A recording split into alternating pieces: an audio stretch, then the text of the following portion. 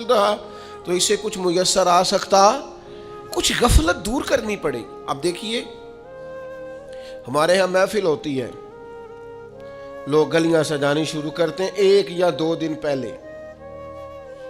کسی گھر میں شادی ہوتی ہے تو لوگ گھر کا آنگن، صحن، چھت اور سامنے والی دیوار سجانا شروع کرتے ہیں 2-3 دن پہلے، اس سے زیادہ نہیں۔ بڑی خاص بھی کوئی محفل ہو تو 1-8 دن پہلے لائٹنگ لوگ کرتے ہیں کہ پتہ چلے یہاں ذکر رسالت مآب صلی اللہ تعالی علیہ وسلم کیا جائے گا اور یہاں حضور کے تذکار کیے جائیں گے۔ 2-4 دن پہلے اگر کہیں لائٹنگ ہو جائے تو لوگ کہتے ہیں یار کوئی کمال ہی بات ہے کہ اتنے دن پہلے یہاں اتنی روشنیاں نظر آ رہی ہیں، کوئی انفرادی کام ہے، اس پر نظر جاتی ہے۔ آپ ذرا رمضان کی شان تو دیکھیں، حضور فرماتے ہیں سارا سال جنت سجائی جاتی ہے، کس لیے؟ حضور فرماتے ہیں رمضان المبارک کے لیے، سارا سال جنت سجا دی جاتی ہے، اس کو تیار کیا جاتا ہے رمضان کی سعادت افروز گھڑیوں کے لیے، ان مقدس ایام کے لیے جو لے کر رمضان سایہ فگن ہوتا ہے، اس کے لیے پورا سال جنت کو سجایا جاتا ہے، تزئین و آرائش کی جاتی ہے۔ اور رمضان آتا ہے تو کریم کے کریمانہ فیصلے ہونے شروع ہو جاتے ہیں۔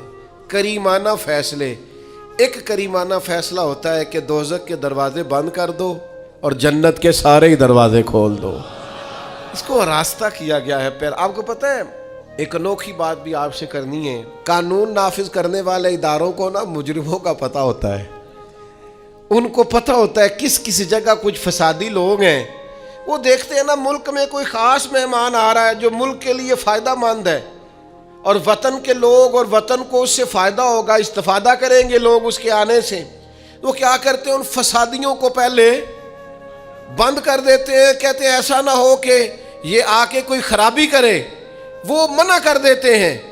تو یاد رکھ لیں، سمجھ لیں، حضور فرماتے ہیں شیطان کو بھی قید کر دیا جاتا ہے۔ رمضان آنے والا ہے تو اللہ شیطان کو قید کر دیتا ہے، جکڑ دیتا ہے۔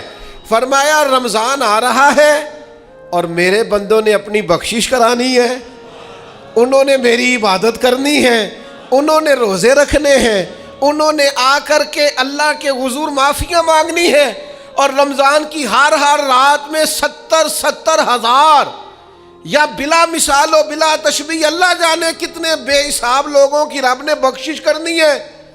تو یہ شیطان بڑا مکار ہے، یہ کھلا ہوا دشمن ہے، کوئی خرابی نہ کر دے لہذا پہلے اسے باندھ دو، خرابی نہ کرے کسی قسم کی اسے باندھ دیا جاتا ہے۔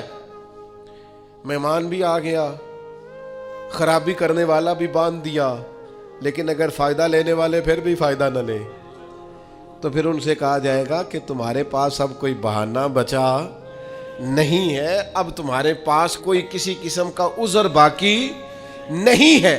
اب تو یہ تھا کہ تمہیں بخشش کرانا چاہیے تھی، استغفار پڑھنا چاہیے تھی، دعائیں کرنا چاہیے تھی، قرآن مجید کی تلاوت کو کثرت سے کرنا چاہیے تھا، لیکن چونکہ اب تم یہ بھی نہیں کہہ سکتے کہ مجھے شیطان نے گمراہ کر دیا، وہ تو باندھ دیا گیا ہے، اب تو فسادی کو ویسے ہی کنٹرول کر دیا گیا ہے۔ اب بھی تم اگر سوئے رہے، اب بھی اگر تم نے غفلت کی، اب بھی چھوٹے موٹے بہانے کر کے تراویحاں چھوڑتے رہے، اب بھی ذرا سی سستیاں کر کے ادھر ادھر نکلتے رہے، اس کا مطلب یہ ہے کہ پھر تم استفادہ کر سکے، تم نے سستی کا مظاہرہ کیا، تم نے اور اب دیکھیں جب اتنے بندوبست کیے تمہارے لیے، ثواب بھی بڑھا دیا، اجر بھی بڑھا دیا، تمہارے لیے جو فساد پیدا کرنے والا شیطان تھا وہ بھی قید، لیکن اگر تم پھر بھی عمل نہ کرو،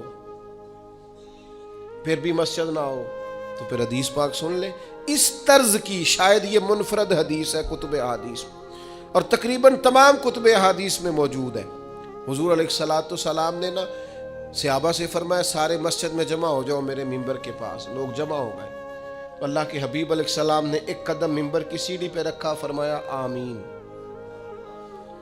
پھر دوسری سیڑھی پہ قدم رکھا تو فرمایا آمین، پھر تیسری پہ قدم رکھا تو فرمایا آمین۔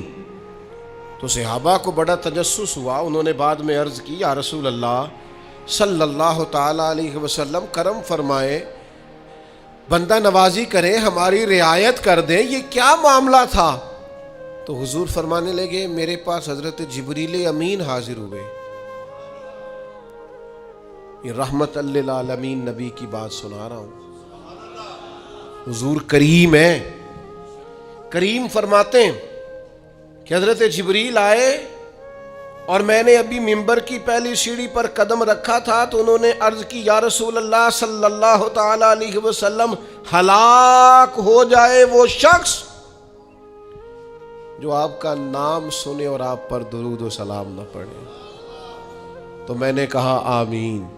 پھر حضرت جبریل عرض گزار ہوئے یا رسول اللہ صلی اللہ تعالی علیہ وسلم، وہ ہلاک ہو جائے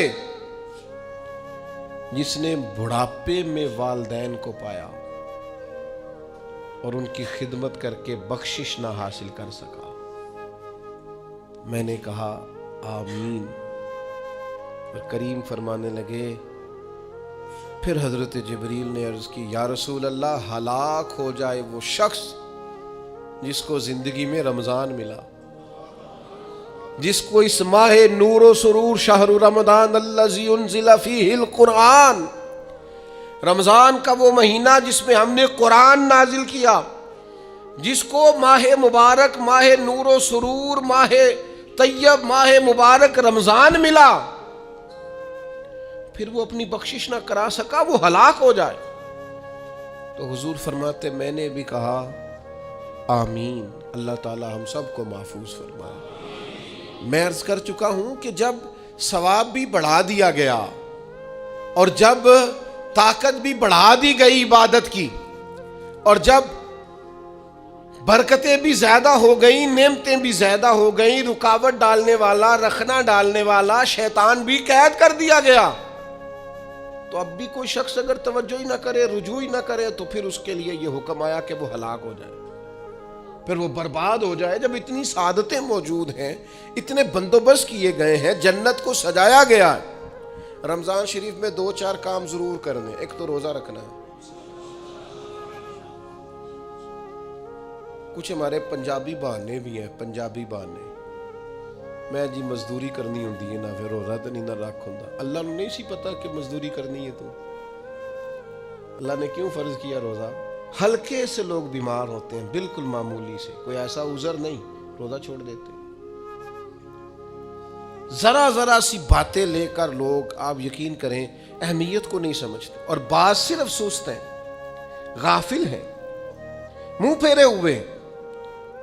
اگر یہ ایک حدیث سمجھ میں آ جائے نا، ترغیب و ترہیب میں اور دیگر کتب حدیث میں بھی موجود ہے، حضور نے فرمایا جس نے رمضان کا ایک روزہ چھوڑ دیا، زندگی بھر بھی روزے رکھے، وہ فضیلت نہیں پا سکتا جو رمضان کا روزہ سے فضیلت اسے ملنی تھی۔ اتنی بڑی بات ہے، آپ اس کو سمجھ لیں، اتنے سعادت افروز روزے ہیں رمضان کے۔ تو کوشش کریں، اپنے آپ کو مینج کریں، مینٹین کریں چیزوں کو، اپنی صحت کا خیال کریں۔ میں تو دوستوں سے کہا کرتا ہوں رمضان سے پہلے جو ایام ہے، پہلے سے بڑھ کر اپنی طبیعت کا خیال رکھیں، تاکہ رمضان میں کوئی کسی قسم کی طبیعت میں بھی کمزوری پیدا نہ ہو، اور صحیح صحت مندی کے ساتھ انسان رمضان شریف کے روزے گزار سکے۔ دوسری بات ہے، رمضان میں خوب قرآن مجید پڑھنا ہے۔ شہر رمضان الذی انزل فیہ القرآن، رمضان ہی کا تو وہ مہینہ جس میں قرآن نازل کیا گیا۔ نبی کریم صلی اللہ تعالی علیہ وسلم رمضان المبارک میں حضرت جبریل امین علیہ السلام کے ساتھ قرآن مجید کا دور فرمایا کرتے۔ حضور حضرت جبریل کو پارہ سناتے اور جناب جبریل نبی کریم علیہ السلام کو سناتے۔ یہ دور ہوتا ہے قرآن مجید کا۔ اللہ نے کتنی زیادہ توفیق دی ہے، ہر مسجد میں تراویح میں قرآن پڑھا جاتا ہے۔ تھوڑی ہمت کریں، تھوڑی کوشش کریں۔ ہمارے بزرگ فرمایا کرتے تھے ایک پارہ گھر میں پڑھا کرو قرآن مجید کا، تاکہ تمہیں دیکھ کے بچے بھی پڑھیں، اور ایک پارہ مسجد میں تلاوت کیا کرو، اور ایک رات کو تراویح میں 3 پارے روز قرآن مجید کے ہو جائیں گے تو انشاءاللہ تعالی رمضان ختم ہوگا تو 3 قرآن پاک بھی ختم ہو جائیں گے۔ یہ ارادہ کریں، یہ پروگرام بنائیں، خوب قرآن مجید سے دلچسپی پیدا کریں۔ تیسرا کام رمضان میں جو کرنے والا ہے، وہ ہے کثرت سے استغفار۔ کچھ غلطیاں نا ہم کرنا نہیں چاہتے، ہم سے ہو جاتی ہیں۔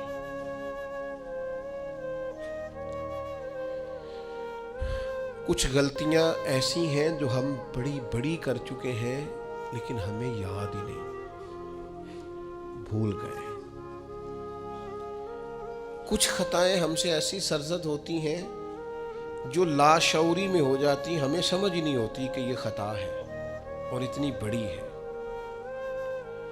کسی شخص کو بعض اوقات کوئی ایسی بات کہہ دیتے ہیں کہ ہماری نظر میں وہ بات معمولی ہوتی ہے، پر وہ بیچارہ ساری رات سو نہیں سکتا۔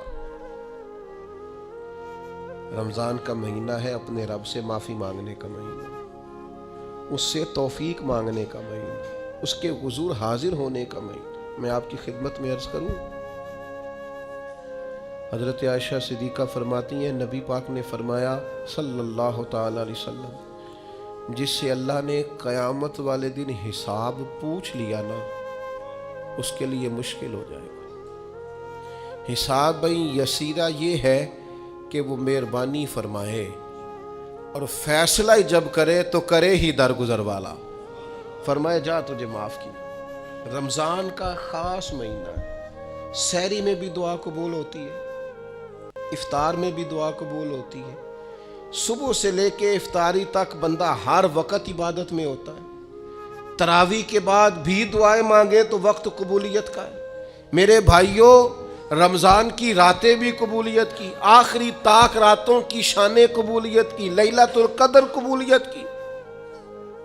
اس دفعہ جھک نہ جائیں اس کی بارگاہ میں سجدے میں، رو رو کے معافی مانگ نہ لیں اس سے۔ ہم برے نہیں ہیں، چاہتے نہیں ہیں، پر ہمارے وجود سے کچھ غلطیاں ہو جاتی ہیں، ہمارے سینوں میں کچھ پچھتاوے ہیں، کچھ من میں باتیں ہیں۔ اس دفعہ اس کے حضور عرض نہ کریں کہ کچھ کمیاں رہ گئی ہیں، دل نہیں کرتا تھا ایسا ہو، پر انجان تھے، نہ چاہتے ہوئے بھی کمزوریاں ہو گئیں۔ رمضان آ رہا ہے، بڑا گولڈن چانس ہے، بڑا خوبصورت موقع۔ بھائیو، رمضان کی ہر سحری کے بعد رب سے معافی مانگیں۔ آپ کو پتہ ہے اتنی بڑی امت مسلمہ لیکن ہر گلی میں کمزور ہے، ہر جگہ رسوائیاں ہمارے ساتھ چمٹی ہوئی ہیں، ہم چاہ کے بھی اپنے بھائیوں کی مدد نہیں کر سکتے۔ میرے پاس ایسے ایسے جوان آتے ہیں جو کہتے ہیں ہمیں بتائیں نا ہم فلسطین کے لیے کیا کر سکتے ہیں، ہمیں بتائیں نا۔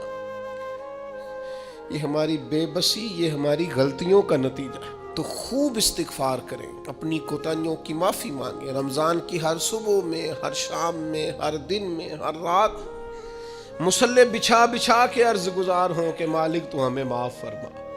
اور میں آپ سے ایک اور بات بھی عرض کروں، شیخ ابو الحسن کو میں پڑھ رہا تھا تو روتے جا رہے تھے، روتے ہی جا رہے تھے، روتے ہی جا رہے تھے۔ ایک شام ان کے کچھ لوگوں نے ان سے کہا کہ حضور اس قدر زیادہ آہوزاری، تو فرمانے لگے میری بس اتنی خواہش ہے کہ جب میں اپنے رب سے ملوں نا تو میرا رب مجھے ناراض نہ ملے۔ تو میں ہر وقت اس لیے تڑپتا ہوں کہ میرے اندر جو کوتاہیاں مجھ سے ہو گئی ہیں، میرا مالک وہ مجھے معاف کر دے۔ ہم نے کوشش کی ہے زندگی میں ماں باپ کی خدمت کرنے کی، لیکن نہیں، ہم سے ان کے حق ادا نہیں ہو سکے۔ کوشش کی ہے بہن بھائیوں پر توجہ دینے کی، لیکن حق ادا نہیں ہو سکے۔ چاہیے تھا اولاد کی تربیت بڑی شاندار کرتے، لیکن سہولتیں کچھ زیادہ دے بیٹھے، لاڈ پیار کچھ زیادہ کر سکے، ان کی تربیت کا بھی صحیح حق ادا۔ اللہ نے عزتیں زیادہ دی تھی، جواب میں ہماری خدمتیں تھوڑی۔ ہم اپنے رب کی بارگاہ کی حاضریوں کے بھی حق ادا نہیں کر سکے۔ اس نے ہمیں نوازا زیادہ ہے، ہمارا شکر کم ہے۔ ہم اس کا حق ادا کرنے کا کام یہ ہے۔ میرے بھائیوں کہ رمضان میں خوب استغفار کریں. ہم سے جو کمیاں رہ گئی ہیں اس پورے ماہ مبارک میں اپنے مالک سے عرض کریں کہ مالک اس ماہ مبارک میں جنہیں تو معاف کرنے والا ہے ان میں ہمارے بھی نام شامل فرما، ہمارے بھی نام شامل فرما. اور بھی عرض کرنی ہے، ان کے لیے بھی دعائیں کرنی ہے رمضان میں جو ہم سے بچھڑ گئے، جو مٹی تلے جا کے آرام فرما ہو گئے. یہ رمضان المبارک چونکہ بخشش مانگنے کا مہینہ ہے، اللہ کے حضور معافی مانگے ان کے لیے بھی، ہمارے اپنوں کے لیے، ماں باپ کے لیے، عزیز و اقربا کے لیے، کہ اللہ کریم ان کی قبروں کو بھی ٹھنڈا کرے، ان کے حال پہ بھی رحمت کی نظر کرے، ان کے لیے بھی مالک آسانیاں کرے. خوب دعائیں مانگے رمضان میں، خوب دعا. اور جو محتاج ہیں، جو تنگ دست ہیں، جو غریب ہیں، جن کو زمانہ گزر گیا ہے، دوستوں کو، احباب کو، مخیر حضرات کو متوجہ کرتے ہوئے وہ بھی تھوڑی توجہ کریں. اس سال رمضان کے ماہ مبارک میں دنیا داروں کو چھوڑ کے رب کی طرف متوجہ نہ ہو، اس کریم کی بارگاہ میں اپنی ساری تکلیفیں بیان نہ کرے. بیمار بھی آئیں، مقروض بھی آئیں، تنگ دست بھی آئیں، بے اولاد بھی آئیں، کمزور بھی آئیں، سارے جھکیں، روزہ رکھ کے، تراویح پڑھ کے، قرآن پڑھ کے، اپنے سارے دکھ اپنے مالک کے حضور بیان کر کے اس ماہ مبارک کی ہر رات میں اس سے بخشش کا سوال کریں، رحمت کا سوال کریں، کرم کا سوال کریں. وہ بڑا ہی کریم ہے. حضور فرماتے ہیں، رب کہتا ہے مجھے حیا آتی ہے میرا بندہ ہاتھ اٹھائے اور میں اس کے ہاتھ خالی واپس کروں، بس آنے کی دیر ہے. اور ایک مقام پہ اللہ کے حبیب علیہ السلام نے فرمایا بندہ جب اعتراف گناہ کر کے معافی مانگتا ہے اللہ فوراً ہی اسے معاف فرما دیا کرتا. چوتھا کام جو اس ماہ مبارک میں بہت زیادہ کرنا ہے وہ یہ ہے کہ حضور نے فرمایا یہ صبر کا مہینہ ہے، صبر بہت کرنا ہے. ایک تو صبر ہوتا ہے نا مصیبت پہ صبر، ایک خواہشات پر بھی صبر ہوتا ہے کہ خواہشیں پیدا ہو رہی ہیں پر صبر کرنا ہے اللہ کی رضا کے لیے، یہ بھی صبر. نیکی پر استقامت کے لیے بھی صبر کی ضرورت ہوتی ہے، گناہ چھوڑنے کے لیے بھی صبر کی ضرورت ہوتی ہے. آپ کے پاس مواقع موجود ہے معاذ اللہ برائی کے، لیکن اگر آپ صبر کرتے ہیں اللہ کی رضا پہ راضی رہتے ہیں تو یہ بھی صبر ہے. نبی پاک علیہ السلام نے روزہ دار کو صبر کرنے کا کہا. فرمایا ایک تو تم نے کوئی بیہودہ بات نہیں کرنی، کوئی گالم گلوچ نہیں کرنی، اور اگر کوئی تم سے لڑائی جھگڑا کرے، کوئی بیہودہ بات کرے تو تم نے کیا کہنا ہے، انی صائم مرتین. تم نے 2 مرتبہ کہنا ہے بھائی میں تو روزہ دار ہوں. کوئی جھگڑا کرنا چاہے، لڑائی کرنا چاہے، برا بھلا کہے، کوئی الجھانا چاہے تو کہنا انی صائم، میں روزہ دار ہوں. یہ وظیفہ یاد کریں گے؟ کیا کہنا ہے؟ یہ وظیفہ ہے پورے رمضان کا. یہ بخاری میں حضور نے بتایا ہے. کوئی جھگڑا کرے گھر کے باہر بھی اور گھر کے اندر بھی، کوئی جھگڑا کرنے لگے، جھگڑا ہونے لگے تو کہنا انی صائم، میں، اور ایک دفعہ نہیں کہنا، مرتین. حضور نے فرمایا 2 دفعہ کہنا میں روزہ دار ہوں، میں کوئی جھگڑا نہیں کروں گا، کوئی فساد نہیں کروں گا، کسی بیہودہ بات کا جواب نہیں دوں گا. کیوں؟ اس لیے کہ میری ایک شان ہے، میں روزہ دار ہوں، میں اس وقت ایک منصب پر فائز ہوں، میں روزہ دار ہوں.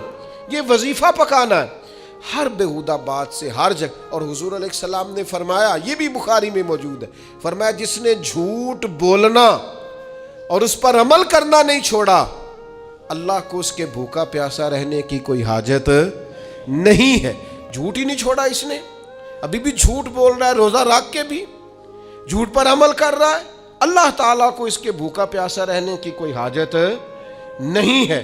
تو روزہ رکھنا ہے، پھر اس کی تھوڑی سی حفاظت بھی کرنی. پھر آگے چلیے، 5ویں گزارش. نبی پاک نے فرمایا رمضان غم خاری کا مہینہ ہے. آپ کو پتہ ہے جو بندہ روزہ نہ رکھ سکے کسی خاص مجبوری کی وجہ سے، بیماری کی وجہ سے، کسی عذر کی وجہ سے، تو قرآن مجید نے کیا کہا؟ وہ ایک مسکین کو کھانا کھلائے. روزے کا فدیہ یہ ہے کہ پھر وہ کیا کرے، روزہ نہیں رکھ سکتا تو مسکین کی خدمت کرے. شرعی حکم یہ ہے کہ کسی نے اگر روزہ توڑ دیا رمضان کا تو 60 روزے رکھے کفارے میں. 60 نہیں رکھ سکتا تو پھر 60 مسکینوں کو کھانا کھلائے. تو بار بار روزے میں مسکین کا ذکر آ رہا ہے. نبی کریم صلی اللہ تعالی علیہ وسلم نے ارشاد فرمایا جس شخص نے کسی روزہ دار کو افطاری کرائی تو اللہ تبارک و تعالی افطاری کرانے والے کی بخشش بھی فرما دے گا, اور فرمایا جتنا اجر روزہ رکھنے والے کو ملے گا اتنا ہی اجر اللہ افطار کرانے والے کو بھی عطا فرمائے گا.